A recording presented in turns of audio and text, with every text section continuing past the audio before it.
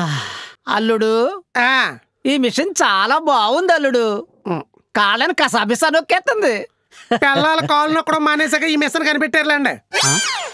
Coming back to the question of why remaster this entity, like when we are doing Bahubali, we were actually in a lot of hurry.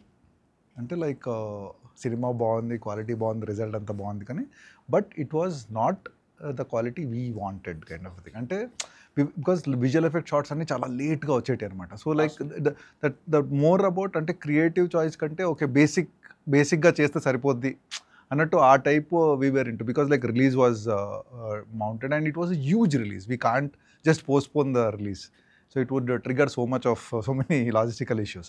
So దాంట్లో ఏంటంటే because of which as you told we needed 2 DI setups and all, and we were like continuously like అంటే we were hardly sleeping kind of a thing. So అక్కడే డిఐలోనే పడుకొని లేచి అక్కడే caravan కింద makeup rooms ఉంటే అక్కడ like we use to have bath or whatever అలా. So uh last few 1-2 months was like really hectic for us. So minor కరెక్షన్స్తోని ఓకే పట్టించుకోరలే ఆడియన్స్ అన్న ఒక దాంతోని like we just released out. So now we got an opportunity to like whatever అంటే possible corrections ఏదన్నా adjust చేయొచ్చు. Then we and we are releasing it after 10 times. People will watch on the big screen. So now people are more aware. They have seen so many films after Bahubali. So now they are exposed to a better quality kind of thing. So we need to at least release our type of quality anna oka conscious decision toni we try to remaster and redo the whole color grade.